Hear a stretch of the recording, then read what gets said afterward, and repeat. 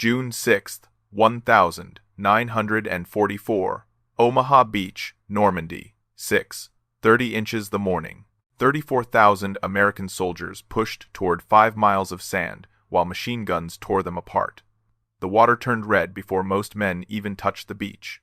Above them, carved into 100-foot cliffs, sat 85 concrete bunkers, each one a miniature fortress. Walls 6.5 feet thick, reinforced with steel rods running through the concrete like bones. Inside those bunkers sat MG-42 machine guns, the fastest killing machines Germany ever built, 1,200 rounds per minute. That's 20 bullets every single second. Do the math. One gun could put more lead in the air than an entire infantry squad could return. And there were dozens of these guns, all pointed at the same stretch of beach, all firing at once. The noise alone was enough to break a man. A sound like the sky ripping open, bullets hitting water, hitting sand, hitting flesh, all of it blending into one continuous roar that never stopped. Private Robert Sales, from Virginia, hit the beach in the first wave.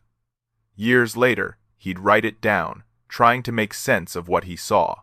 The ramp dropped, and the man in front of me disappeared. Just gone. No time to fall. No time to scream. 1 second he was there, next second he wasn't. I stepped over the space where he'd been and tried to run. By 8:30 that morning, General Omar Bradley stood on the USS Augusta 3 miles offshore, watching through binoculars. He was seeing his entire invasion plan collapse in real time. Bodies stacking up at the waterline, officers pinned behind a 4-foot seawall, with nowhere to go, radios crackling with panic. One report said Company A of the 116th Infantry had been wiped out. Another said the engineers were gone. A third said tanks were burning in the surf. Bradley turned to his staff and asked the question nobody wanted to answer. Should we pull them off? 3 hours into the largest amphibious invasion in human history, and the brass were discussing retreat. That's how bad it was. That's how impossible Omaha Beach looked that morning. But here's what doesn't make sense. Here's the part that should keep you up at night wondering how it happened. By 1 o'clock that afternoon, the first bunkers had gone silent. By 4 o'clock, American boots were standing on top of those cliffs. By nightfall, the Atlantic Wall's strongest defensive position had been breached, and 34,000 men were digging in on French soil. The bunkers that seemed untouchable at dawn were smoking ruins by dark. So here's the question nobody can answer with a simple explanation. How did soldiers armed with rifles and grenades crack fortifications that Hitler's best engineers promised were unbreakable? How did men running through waist-deep water, carrying 60-pound packs, under fire from guns that never stopped shooting, somehow win against concrete and steel? That's what we're here to figure out. And I'm telling you right now, the answer isn't what you think it is. Let's talk about what the Americans were actually facing, because calling them bunkers doesn't do it justice. These weren't some concrete boxes slapped together by conscripts. These were 3 years of construction, 3 years of German engineering at its absolute peak, designed by men who'd spent the last war learning how to kill efficiently. Field Marshal Erwin Rommel himself had walked this beach in late 1943, pointed at spots on the cliffs, and said, "Put a gun there." Each position was called a wider stands nest, resistance nest. The name tells you everything. These things were built to hold forever. The concrete wasn't just poured and left. It was reinforced with steel, layered, designed to absorb the impact of 500-pound bombs dropped from 10,000 feet. The walls averaged 6 feet thick. Some positions had walls over 8 feet thick. For reference, most modern home foundations are 8 inches. The firing ports were narrow slits, maybe 2 feet wide, 3 feet tall. Try hitting that from a ship 5 miles offshore while the ship's rocking in ocean swells. Try hitting it from a bomber flying 300 miles an hour at altitude. You'd have better luck throwing darts blindfolded. And here's the real genius of it. The guns didn't fire straight out at the water. They fired along the length of the beach. It's called enfilade fire. It means when you're running up the sand, the bullets aren't coming at you from the front where you can see the muzzle flash. They're coming from the side, from multiple sides. From angles you can't process while you're trying not to drown. Every bunker covered at least 2 others. If you somehow got close to one, the bunker next to it would cut you down. And if you got close to that one, the first bunker would kill you. Overlapping fields of fire, no dead ground, no safe approaches from the ocean side. Underground tunnels connected the positions. Ammunition resupply without exposing crews. Medical stations carved into the rock. Communication lines running through concrete conduits. Germans could abandon one position, fall back through tunnels, and pop up 300 yards away in another bunker. They'd even camouflaged everything. Dirt and vegetation on top of the concrete. From the water, you couldn't see them until they started firing. By then, you were already in the kill zone. The 352nd Infantry Division manned these defenses. Not coastal garrison troops, not old men and teenagers, veterans from the Eastern Front, men who'd survived Stalingrad and knew exactly what they were doing. The plan seems simple on paper. Send in the engineers first. Clear paths through the obstacles. Do it in 30 minutes. Then, everyone else follows through the gaps. 16 teams from the 146th and 299th Engineer Combat Battalions loaded into landing craft that morning. 32 men per team. 512 engineers total, all carrying the same death sentence in canvas bags.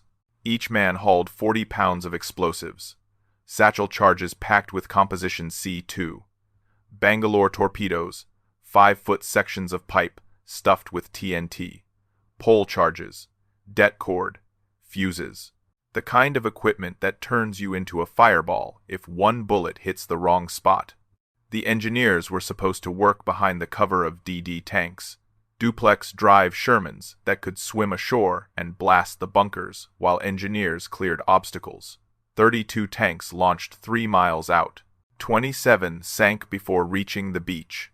Crews drowned inside steel coffins or died of hypothermia in water so cold it stopped your heart in minutes. The rough seas that morning swamped the flotation screens. One after another, they just slipped under and disappeared. So the engineers hit the beach at 6:33 a.m. with almost no covering fire.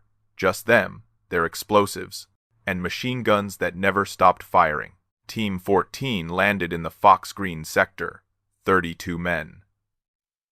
The ramp dropped and German gunners opened up before anyone could move. Witnesses from boats behind them said the entire team was gone in under a minute. All 32, not wounded, not pinned down, dead. The water around their boat turned dark and stayed that way. Staff Sergeant William Garland made it further than most. He crawled 50 yards through surf while bullets kicked up spray all around him. There was a steel tetrahedron obstacle right in the landing zone. 4 steel beams welded together like a giant jack from a kid's game. Boats were hitting them, getting stuck, becoming stationary targets. Garland reached the obstacle, strapped a satchel charge to one of the beams, and lit the 30-second fuse. Then he started crawling back. He made it maybe 10 yards before the MG-42 found him. Multiple rounds, center mass. He went down face first in water that wasn't even knee-deep. 30 seconds later, the charge blew. 20 pounds of C2 ripped the obstacle apart, shrapnel everywhere. A gap opened in the steel forest. One boat pushed through, then another. Garland never saw it. He died doing math in his head, counting seconds, hoping he'd lit the fuse right. By 7:15, engineer casualties hit 41%. 41% in 45 minutes. Entire boat teams wiped out. Men torn apart by explosions when bullets found their charges. Sergeants drowning because their packs were too heavy and they were too wounded to swim. Of the 16 teams that landed, only 6 completed their primary objectives. But those 6 gaps changed everything. By 8 a.m., the cleared lanes became the only routes inland. Boats pushed through paths marked with dead engineers. Follow-on waves used gaps blown by men they'd never meet. Wounded got evacuated through corridors purchased with blood. Lieutenant John Finch, one of the surviving engineer officers, said it plainest. We knew the job would cost half the company. We didn't know it would save the entire beach. We just knew somebody had to move first. Without those engineers, there would be no access points. Without access points, 34,000 men would have stacked up in the water with nowhere to go but back. That's not strategy. That's not tactics. That's just math written in bodies. Only 5 DD tanks from the 741st Tank Battalion made it to Omaha Beach on time. 5 out of 32 that launched. Around 7:30, some conventional Shermans arrived, launched from LCTs much closer to shore, only 1,000 yards out. By 8 o'clock, maybe 15 tanks total were operational on that entire 5-mile stretch of beach. 15 tanks, when the plan called for over 50. But those 15 did something nobody had planned for, something that broke every page in the tank warfare manual. They drove straight at the bunkers. Lieutenant Kenneth Reimers commanded one of the 5 DD tanks that survived the swim. His Sherman crawled out of the surf, tracks chewing sand, and he immediately saw the problem. The bunkers were too high, too well positioned. Firing from a distance did nothing. The shells just sparked off concrete or sailed through the narrow firing slits without hitting anything important. So Reimers did something insane. He drove his 30-ton Sherman within 75 yards of a bunker at the E1 draw, close enough to see the muzzle flashes, close enough to hear the MG-42 firing, close enough that his crew could smell the cordite from German guns. Then he started pumping 75mm shells directly through the firing slit. 1 round, 2 rounds, 5 rounds, 10. The Sherman's gun was designed to kill other tanks at 1,000 yards. At 75 yards, each shell hit like a freight train. Concrete chipped. Dust exploded from the embrasure. The German gun went silent. Whether the crew was dead or just stunned or had retreated through the tunnels, nobody knew. Nobody cared. Silent was silent, and silent meant infantry could move. Another tank commander, his name lost to history, wedged his Sherman into a bomb crater and started firing upward at a bunker's rear entrance. The angle was wrong. Completely wrong. Tank guns aren't designed for elevation like that, but he did it anyway, adjusting his entire tank's position like it was an artillery piece. The repeated impacts from below cracked the concrete. The bunker didn't collapse, but Germans started abandoning it. And that was enough. Technical Sergeant Roy Stevens was a loader in one of those Shermans. Decades later, he'd talk about that morning in interviews, and one detail stuck with everyone who heard it. He said they got so close to one bunker that the muzzle blast from their own gun scorched the concrete black. They could see the scorch marks forming. They were that close. The gun barrel overheated. The recoil mechanism started making sounds it wasn't supposed to make. The interior of the tank filled with smoke and the smell of burning oil. But they kept firing until that position went dark. By mid-morning, small arms fire was pinging off the Sherman's armor. Rifle rounds, pistol rounds. Germans firing anything they had at tanks that were close enough to touch. That's how desperate the fighting had become. That's how much the rulebook had been thrown out. But here's what the tanks couldn't do. They couldn't elevate their guns high enough to hit bunkers on the upper bluffs. Couldn't access positions behind steep slopes. 3 Shermans got knocked out between 9 and 10 a.m. by German 88mm anti-tank guns firing from elevated positions that the Shermans couldn't even see. The tanks suppressed the lower bunkers, gave infantry breathing room, made some positions keep their heads down. But the bunkers on top of the cliffs? Those required something else entirely. Those required men willing to climb. By 8 o'clock that morning, hundreds of American soldiers were pinned against a 4-foot concrete seawall at the base of the bluffs. It was the only cover on the entire beach. 4 feet of concrete between them and machine guns that never stopped firing. Staying there meant dying slowly. Mortar rounds were already walking up and down the seawall. German artillery observers on the cliffs could see exactly where everyone was bunched up.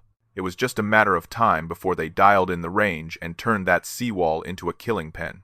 Moving forward meant running straight into MG-42 fire. Open ground, 100-foot cliffs, minefields, barbed wire, every inch covered by guns that had been positioned specifically to stop this exact thing from happening. Colonel George Taylor from the 16th Infantry Regiment understood the math better than anyone. Stay and die slow, move and die fast, but at least moving gave you a chance. He stood up behind that seawall. Officers weren't supposed to do that. Standing made you a target, and he shouted something that became famous later. 2 kinds of people are staying on this beach: the dead and those who are going to die. Now let's get the hell out of here. Some men started moving. Not everyone. Not even most. But some. Sergeant Philip Strexick from the 16th Infantry spotted something the Germans had missed.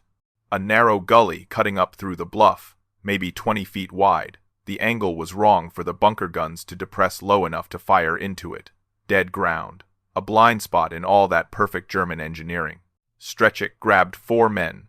Didn't ask for volunteers. Didn't give speeches. Just pointed and moved. They crawled into that gully at 8:30 a.m., rifles slung on their backs, wire cutters in hand, moving through ground that might be mined but probably was. 20 minutes to climb 100 feet, cutting through 3 separate barbed wire obstacles, bellies in the dirt. Every sound amplified, every breath loud enough to give you away.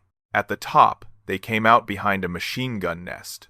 The Germans never saw them coming because the Germans were watching the beach. All their guns pointed down. All their attention on the waterline where men were supposed to be dying. Strexick didn't hesitate.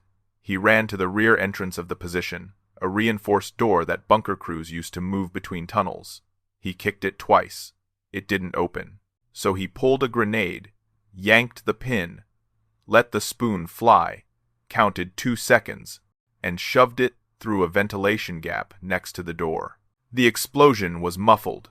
Concrete and earth absorbed most of the sound, but when Strexick looked through the gap, the gun inside had stopped firing. Smoke poured out. That was enough. Other soldiers down at the seawall saw Strexick's group disappear into the gully, saw them reach the top, saw one of the bunkers go quiet, and something changed in the air. Something shifted. If Strexick could do it, maybe others could too. Lieutenant John Spaulding led 32 men up a different gully at 9:30. Sergeant Raymond Strojny found a third path through a gap in the wire that engineers had blown earlier. Staff Sergeant Frank Perigori led his squad up the western edge, where the cliffs were lower but more exposed. By 10 o'clock in the morning, 8 to 10 separate groups were climbing simultaneously. The Germans couldn't cover every approach. Their fields of fire were designed for the beach. Once Americans got onto those slopes, into those ravines, the perfect overlapping coverage started falling apart. And once they reached the top, they had one job: crack the bunkers from behind. The primary weapon wasn't rifles. It was satchel charges. 20 pounds of C2 explosive wrapped in canvas with a 30-second fuse. Simple, brutal, effective. The tactic was basic. Crawl to the bunker's blind spot. Every bunker had one. Usually the rear entrance where crews accessed the tunnel system. Sometimes a ventilation shaft. Sometimes an ammunition resupply door. Find the weak point. Place the charge. Light the fuse. Run like hell. Hit the ground. Count to 30. Private Leo Heroux from Massachusetts described it in an interview 50 years later. His hands still shook when he talked about it. He said he crawled to a bunker's rear door, stuffed the satchel charge against the hinges, and lit the fuse with fingers that wouldn't stop trembling. Then he ran. Made it maybe 40 feet before the blast picked him up and threw him forward. His ears bled. His vision went white. When he could see again, smoke was pouring from every opening in that bunker. He never knew if the crew died or just fled. He just knew the guns stopped shooting. Not everyone made it. Records are scattered, incomplete, but accounts talk about men shot while climbing, killed while placing charges, cut down while retreating after lighting fuses. Some charges failed to detonate. Some men never made it to the bunkers at all. Company A of the 116th Infantry landed with 194 men that morning. By noon, 176 were casualties. Dead, wounded, missing. That's a 91% casualty rate.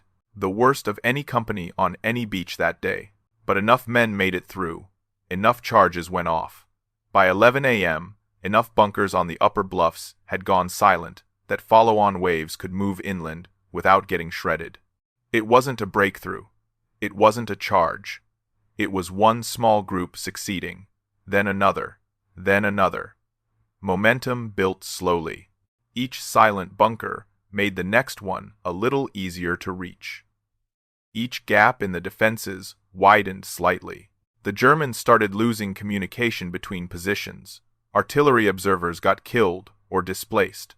Runners carrying messages got cut off by American advances. The perfect defensive network started fragmenting into isolated strongpoints fighting alone, and isolated strongpoints can be surrounded, can be flanked, can be cracked. Standard U.S. Navy doctrine said destroyers should stay at least 5,000 yards offshore. That's nearly 3 miles. Far enough to avoid shore batteries. Far enough to maneuver if things went wrong. Far enough to be safe. By 9:30 that morning, destroyer captains were watching the beach through binoculars and seeing their doctrine wasn't worth the paper it was printed on. Men were dying. The invasion was stalling. And those 5-inch guns sitting on their ships could actually do something about it if they just got closer. USS Frankfurt's captain made the decision first. He ordered his ship to close to 800 yards. 800 yards. That's less than half a mile. Close enough that crew members on deck could see individual soldiers on the beach. Close enough to hit a sandbar and rip the bottom out of the ship. He didn't ask permission. He just did it. USS McCook followed. Scraped bottom at 900 yards and kept going. The hull groaned. Metal screeched against sand. But the ship held together and the guns kept firing. USS Carmick's captain did something even crazier. He turned his destroyer broadside to the beach, made his entire ship a stationary gun platform.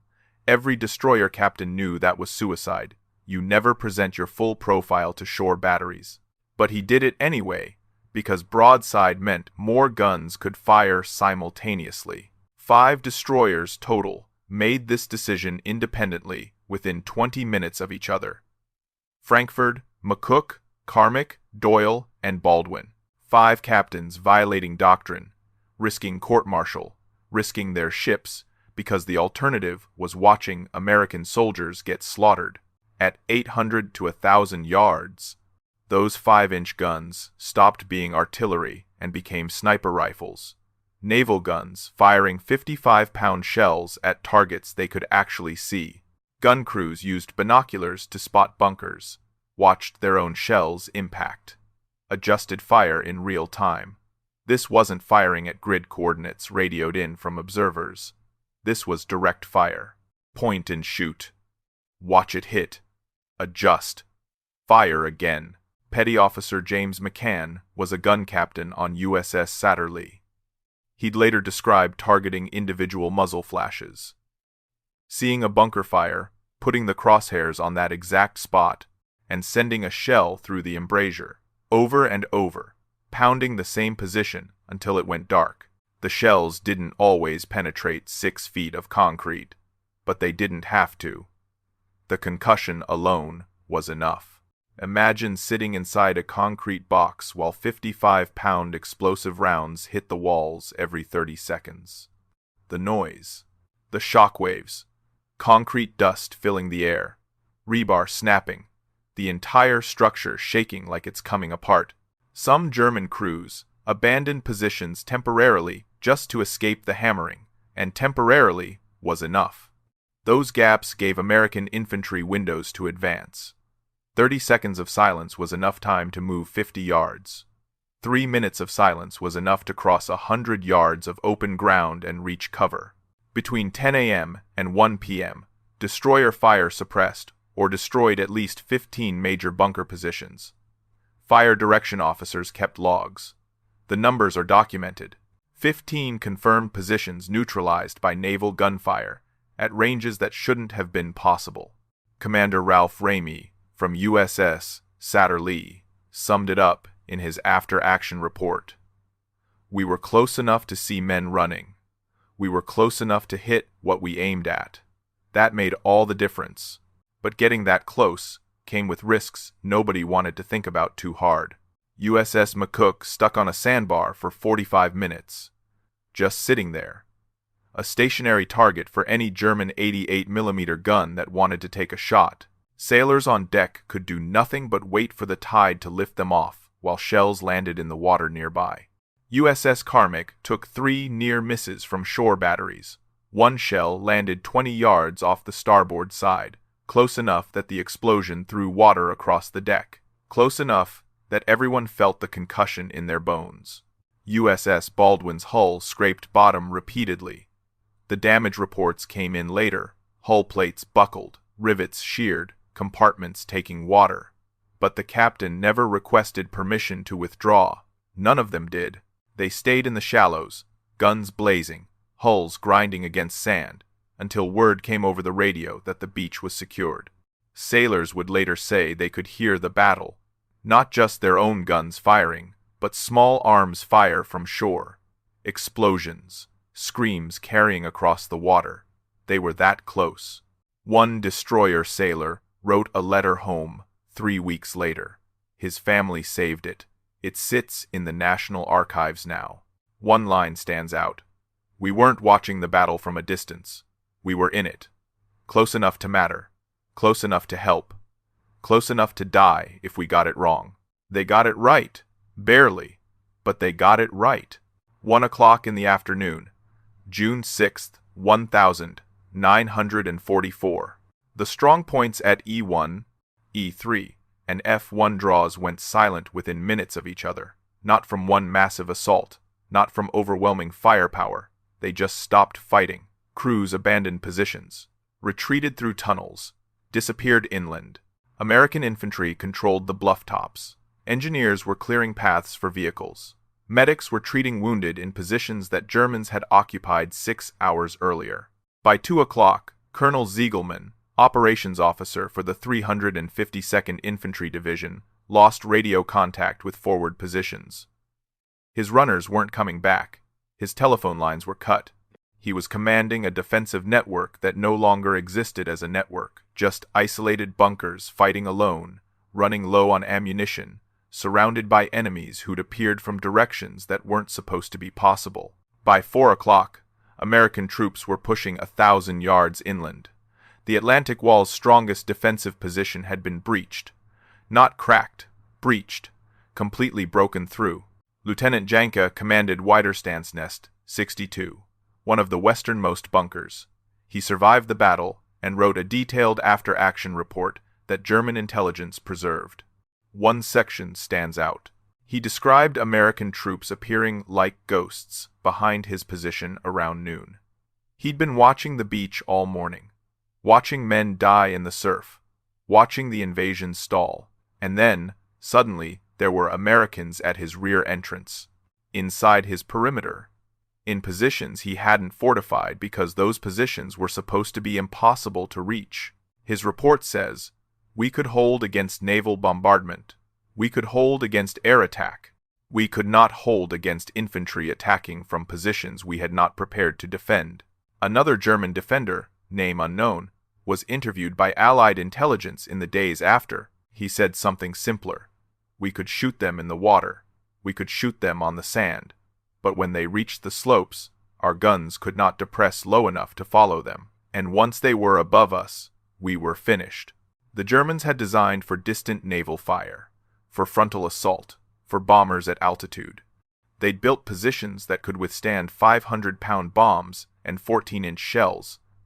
And those positions did withstand them. The concrete held. The engineering was sound. But nobody had designed for destroyers at 800 yards, for tank crews firing point-blank into embrasures, for infantry climbing cliffs under fire and placing explosives against rear doors, for engineers with 41% casualties who kept moving forward anyway. The math tells the brutal story. 1st Infantry Division, 1,744 casualties on June 6th, 29% casualty rate for units that landed in the first waves.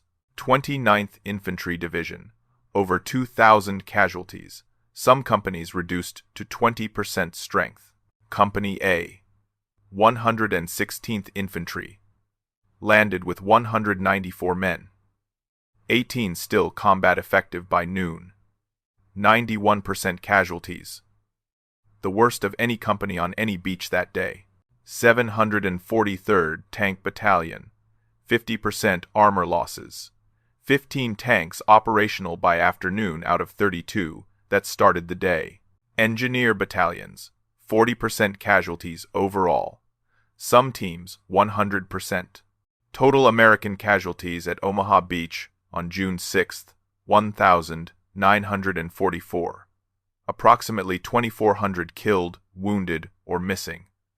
Most fell between 6:30 and 9:30 a.m. 3 hours. That's 13 casualties per minute. 1 every 5 seconds. But by nightfall, 34,000 men were ashore. Supply dumps were being established. Artillery was moving inland. The beachhead held. Here's the irony that should make you stop and think. The Atlantic Wall at Omaha Beach cost Germany millions of Reichsmarks, thousands of tons of reinforced concrete. 3 years of construction by the Taut organization using slave labor and German engineering expertise. Rommel personally approved the positioning. The 352nd Infantry Division, combat veterans, manned the defenses. It was supposed to make the beach unassailable. Hitler called it the fortress that would never fall. German propaganda films showed the bunkers and declared the Atlantic Wall impregnable. And technically, they were right. The concrete did withstand the bombardment, did survive the naval guns, did hold against 500-pound bombs. But it didn't matter, because the wall was broken in less than a day. Not by perfect planning that failed spectacularly. Not by overwhelming technological superiority. Most of the tanks sank and the bombers missed. Not by some brilliant tactical innovation that generals taught in war colleges. It was broken by 5-man teams with grenades. By tank crews willing to drive into point-blank range where 188 shell would turn them into burning metal. By destroyer captains who risked their ships on sandbars. By engineers who kept clearing obstacles even as 41% of their friends died around them. Hollywood shows D-Day as waves of men charging heroically forward, flags waving, music swelling, the triumph of good over evil. The truth is dirtier and far more desperate. Bunkers weren't taken by grand strategy. They were cracked slowly, painfully, one at a time, often at a cost of dozens of lives for a single position. There was no moment where everything changed. No dramatic breakthrough. Just hundreds of small decisions by individual men who chose to move forward when staying still meant certain death, and moving forward meant probable death. The strongest fortifications Nazi Germany ever built, positioned by their best defensive mind, manned by veteran soldiers, fell because concrete can't shoot back when you're standing at its rear door with a satchel charge. By midnight on June 6th, Omaha Beach belonged to the Americans. The bunkers stood silent, guns cold, some positions captured intact, others destroyed, most abandoned, their crews either dead, captured, or retreated inland to reform defensive lines that would hold for another day. The sand was dark with blood. The tide washed in and out, pulling debris, equipment, and bodies. The water was still filled with the wreckage of landing craft, half-sunken vehicles, obstacles the engineers never reached. Medics worked through the night. Graves registration teams began the grim task of identifying the dead. Supply officers tried to organize the chaos of equipment scattered across 5 miles of beach. And American soldiers dug foxholes in French soil for the first time since 1918, knowing they'd paid for every yard in blood. The Atlantic Wall had been breached, not because American soldiers were braver than German soldiers, not because American equipment was better than German equipment, not because the plan worked. The plan didn't work. The plan failed almost immediately. It was breached because, when the plan failed, men adapted, improvised, found solutions that weren't in any manual. Engineers cleared paths even as they died. Tankers drove to ranges that should have gotten them killed. Destroyer captains violated every doctrine to help. Infantry climbed cliffs because staying on the beach meant dying anyway. The truth is simple and hard and worth remembering. The strongest fortifications ever built could not stop men willing to crawl through minefields, scale cliffs under machine gun fire, and place explosives one bunker at a time.